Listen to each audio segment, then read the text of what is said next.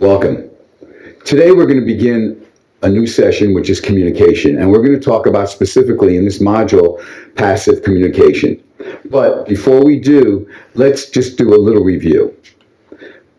I hope that you're trying these things out. Every module, every session, I bring this up because it's really important. These physical things that you do in your life can really affect you at many levels. It's not just physically doing something; it also affects your emotional life. You become more present. Something like exercise. I know for me that clears a lot of stress and it allows me to be more present. It allows me to be more loving. It's a physical act, but it affects a lot of levels in my life. So I'm asking you to try these things out and see what works for you. Not all forms of exercise work for everybody, but just see what works for you. This is about listening, that connection. We're going to talk about that again in communication. We're going to talk about the importance of that connection, and that's what really children are looking for, that connection. Remember we talked about worrying?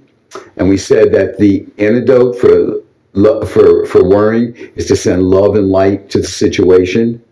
And because we care, we worry, but it doesn't mean that that's the only thing we can do. What we can do is send love and light to that person, to the situation, and then move on. I love this. I show it almost every time. There is no out there other than what's going on inside of you. Your brain doesn't know the difference between what's taking place out there and what's taking place in here. There is no out there, independent of what's going on in here. The word should is no good. I hope some of you have seen that in your life, that what happens when you use the shoulds towards yourself, towards other people, towards reality, what that does. And by your experience, hopefully you will see that word gets into a lot of trouble and it brings us down. I love this cartoon. This is about acceptance and accepting every part of us. It's easy to accept that part, that angel in the middle. It's easy to accept the angel. It's hard to accept those parts that we judge as negative. What we say here is to accept all your emotions, your thoughts, your behavior, and then move on instead of that voice that beats yourself up. I hope you're starting to see that voice a lot more clearly, and only you could decide if you want to indulge it or not, or if you want to just let it come in, let it go out, and just move on. If you remember last time we spoke about responsibility, and we used the word CPA, create, promote, allow. And what it says is you have something to do with the way your life looks at any particular moment. You have something to do with creating, promoting, or allowing what's happening in your life, with the relationships you have, with your career, with your health. You have something to do with it. And it's not about right or wrong.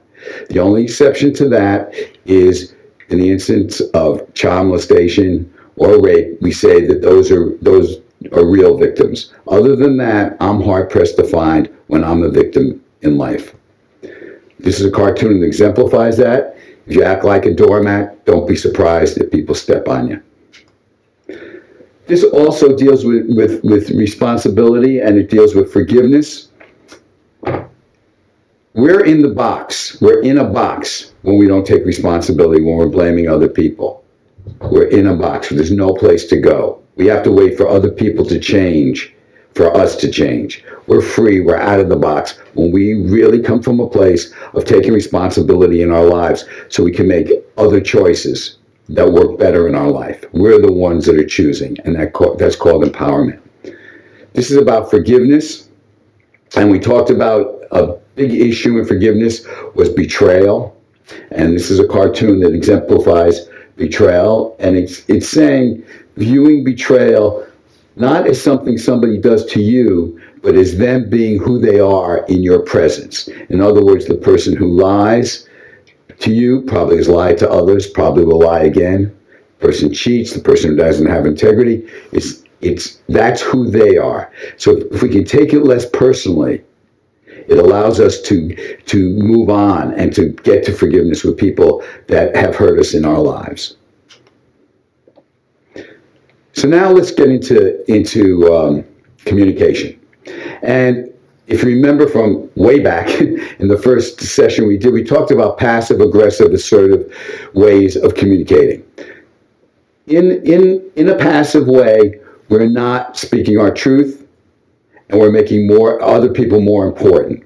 In an aggressive way, when we're in aggressive mode, we are speaking our truth in a way we think is real. But what's happening is it could be real what we're saying, but we forget there's another person on the end of our communication, and we're actually hurting other people by aggressive communication. Assertive communication, which is the middle road, is speaking your truth in a way that respects other people.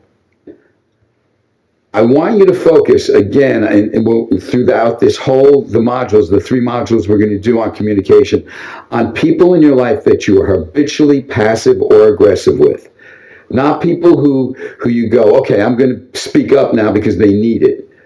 I'm talking about just as a habit, people you snap at or people you don't speak your truth with. So this is a video that I hope demonstrates what it looks like to take the same scenario, the same situation, and respond in a passive way, an aggressive way, and in an assertive way. I would like a hot chocolate and Yeah, can I have orange juice and muffin right away? I'm kind of in a rush. what are you doing? What are you doing? I'm sorry, I just need an orange juice and a muffin. You know, my coach is gonna kill me. I gotta get the basketball. I don't care. I don't care. I'm gonna order my food. I don't know about you, but I'm gonna order my food. Listen, I'm really late. Have a heart. Just let me order a muffin. Shut me have a heart. I've been here. I'm gonna order my food. I don't know about you. I'm ordering my food right now. Now you gonna stand here and wait. I'm not waiting. All right, thank you.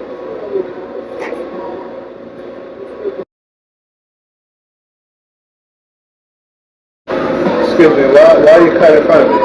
I apologize. Listen, I'm late to practice. I just gotta get to there. My coach is gonna kill me. Can I just order the orange juice and muffin and I'll be out of your sight, I promise. But I was here first.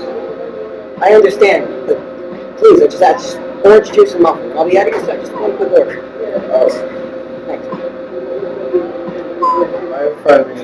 I think everything's over. You got some nerve, man.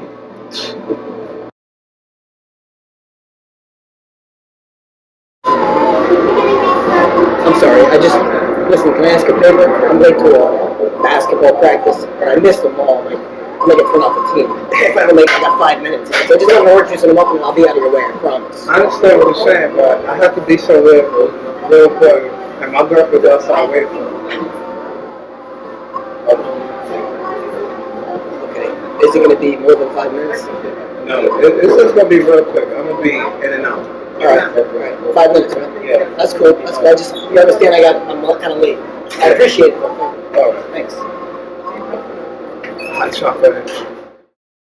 This is an activity we're going to do together right now. And it says, with whom are you habitually passive or aggressive? So the whole list of people, your son, your daughter, your mother, your father, your significant other, whoever it is, I want you to check off and remember, as a habit, who are you passive or aggressive with?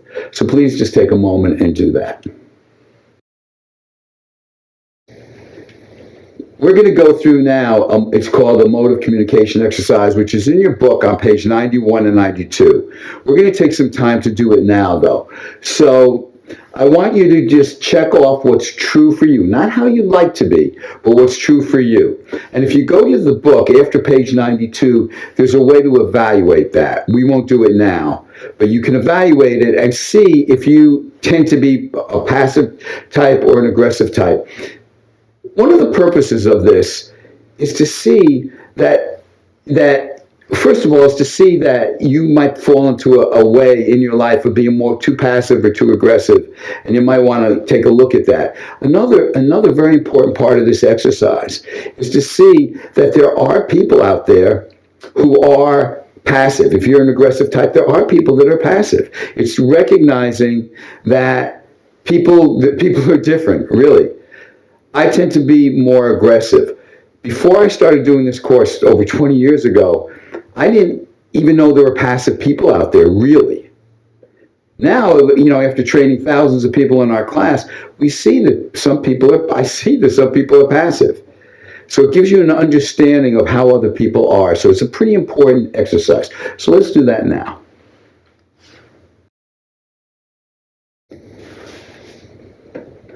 Let's talk about passive mode of communication. And you notice we have for the logo there is the Statue of Liberty, and it's about speaking your truth. And I'm going to use these words over and over, especially for passive people who are in a passive mode in their life, who aren't speaking their truth.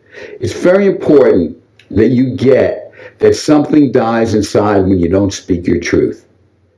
Shakespeare said, "To thy own self be true." There's something, if that's one interpretation of what he said, is that we need to really communicate who we are and to go inside and know who we are and then communicate it when we need to. This said, it's by James Baldwin. And what it says is, not everything that is faced can be changed, but nothing can be changed until it's faced. So there's no guarantees out there that if you speak up, things will change. But nothing's going to change until you open your mouth and tell other people what's real for you. I love this cartoon. It's saying people are protesting against conflict. There are people in their lives, and I know some, who their whole life is about not having conflict. They will do anything not to have conflict in their life. My experience, especially in close relationships, that it takes some courage to bring up issues which might provoke conflict. But once they're out in the open, there's a chance for healing.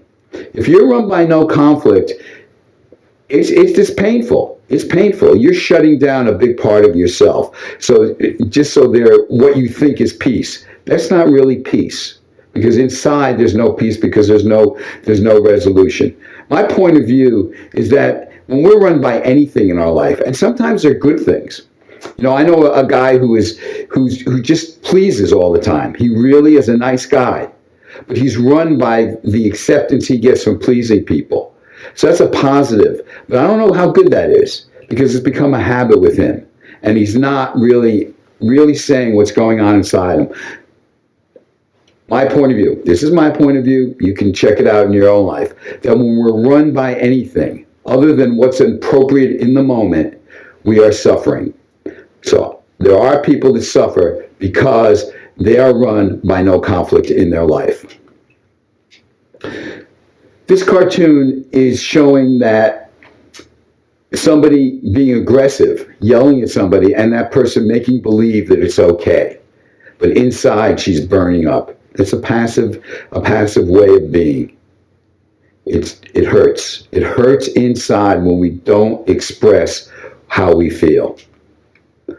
This is a classroom situation. Many teachers like kids that don't speak up. The child there on the left-hand side has a bag over his head. Teachers, the biggest challenge is dealing with discipline problems in the classroom, as you can imagine. When you get a child that doesn't speak up, that's great. So it's not so great for the child, though, because they're not expressing themselves and they're getting away with it.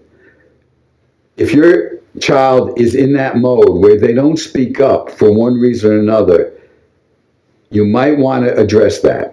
In whatever way you think would be appropriate to address that. But if it's just making your life easier because they don't speak up, there's something you might want to look at. This is the passive communication exercise, which I think is really important.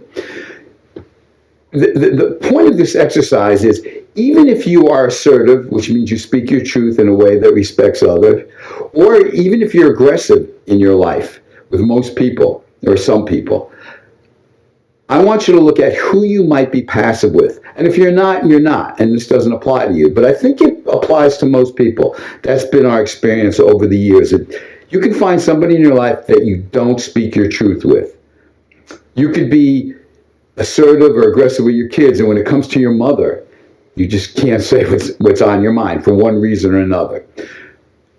I want you to focus in on who that person might be that you are habitually passive with, and look at and check off the reason or reasons why you might be passive with them.